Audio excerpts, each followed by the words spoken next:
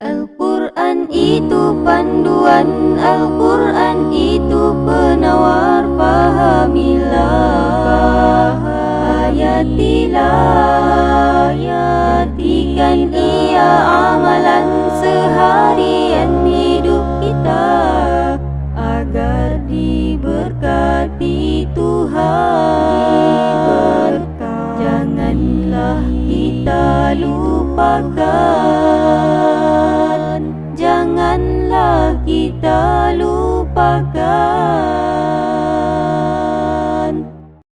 Assalamualaikum warahmatullahi wabarakatuh. Saya Dr. Rosmaliza binti Kamarudin dari Klinik Al-Salam Bandar Baru Bangi. So hari ini doktor nak bercerita tentang kebaikan berpuasa dari sudut kesihatan. Kita tahu kita sekarang berada dalam bulan Ramadan, iaitu bulan yang paling mulia, bulan yang mana banyak manfaat dan kebaikan dia pada kita bagi umat Islam. Okey, so apa dia kebaikan berpuasa dari sudut kesihatan? Pertama ialah semua orang tahu bila kita puasa, kita akan kurang makan dan minum. Okey, dan macam mana bila kita mengurangkan kalori kita, dalam masa sama kita dapat mengurangkan berat badan. So pada mereka yang nak menurunkan berat badan pada bulan Ramadan ni, ini adalah waktu yang paling sesuai untuk mereka turunkan berat badan. Macam mana kita boleh turunkan berat badan? Pertama mengikut kiraan kalori lah. Kita tahu kalau 1 kg kita nak turun berat, kita perlu turun atau kurangkan kalori dalam lebih kurang 7,700 kalori. So bila kita berpuasa, kita akan dapat kurangkan porsi makanan kita. Contohnya kita pada bulan-bulan biasa kita akan makan pagi, tengah hari dan malam. So pada bulan puasa tu kita boleh cuba hanya makan berat sekali, iaitu pada waktu buka puasa. Kemudian sahur mungkin kita just amalkan kurma dan juga susu. Maka secara tak langsung kita boleh menurunkan kadar kalori kita. Okey, itu pertamalah. Nombor 2, apa lagi kebaikan bila kita berpuasa dari sudut kesihatan? Keduanya, kita dapat meningkatkan kadar sensitiviti insulin. Mungkin ramai tak tahu atau ada yang tahulah apa itu insulin. So insulin ini adalah sejenis hormon yang dalam badan yang mana dia menukarkan tenaga glukosa kepada glycogen, iaitu sejenis simpanan tenaga dalam badan. Okey, apabila kita berpuasa, kita bagi badan kita berehat sebentar daripada makan. Yalah, bayangkan pada bulan yang bukan Ramadan kita makan dari pagi, tengah hari, petang. So insulin kita asyik kena proses je makanan-makanan yang kita makan tu. Tapi pada bulan puasa, insulin itu boleh jadi lebih sensitif kerana badan kita berehat daripada makan. Maka dalam secara tak langsung kita boleh membantu dari proses pengawalan gula, dan bagi mereka yang menghidap kencing manis yang tidak teruk, mereka juga boleh meningkatkan kadar sensitiviti insulin mereka dalam badan. Okey, itu nombor 2. Okey, nombor 3 pula. Okey, ni berkaitan juga dengan berat badan dan juga insulin. Nombor 3 ialah berkenaan peningkatan kadar metabolisme dalam badan. Okey, so bila kita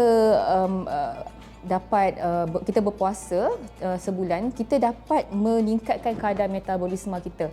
Macam mana caranya? Dia membenarkan sistem pencernaan kita rehat sekejap.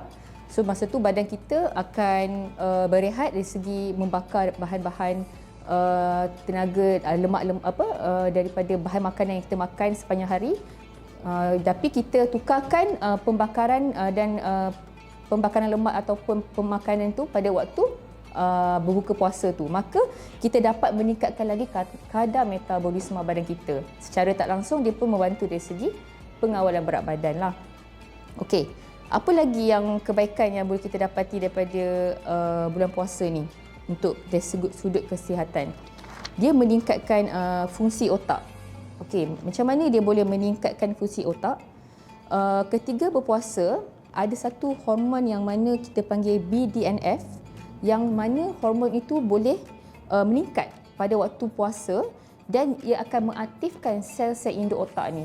So dari segi kita nak berfikir, kita nak bekerja, sebenarnya kalau ikutkan bulan Ramadan adalah bulan yang paling terbaik sebenarnya kita boleh dapat meningkatkan kadar produktiviti kita.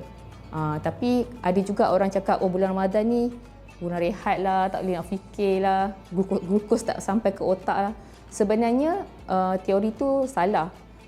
Banyak benda yang kita boleh manfaatkan pada bulan Ramadan, bukan sahaja setakat beribadah, sebenarnya untuk membuat pekerjaan ataupun mungkin tugas-tugas penting, waktu tu adalah waktu yang terbaik pada bulan Ramadan ni. Okey, disebabkan oleh peningkatan fungsi sel-sel otak kita. Okey, apa lagi yang doktor boleh share kat sini? Selain itu, dia boleh membantu meningkatkan imuniti badan. Yelah, kita dah kurang makan, badan kita pun dah banyak rehat. Imuniti sel-sel dalam badan kita pun boleh diperbaikilah disebabkan oleh kita berehat dari memakan makanan daripada sepanjang hari itu dan hanya fokus kepada waktu sahur dan juga berbuka puasa. Okey, doktor rasa itu antara yang doktor boleh share untuk kebaikan berpuasa dari sudut kesihatan. Mungkin untuk sebarang pembacaan mungkin boleh rujuk lagi dalam sumber-sumber artikel kesihatan yang kebanyakan daripada agensi kesihatan keluarkan seperti Badan Kementerian Kesihatan Malaysia, ataupun boleh juga rujuk page Klinik As-Salam Bandar Baru Bangi. Sekian, terima kasih.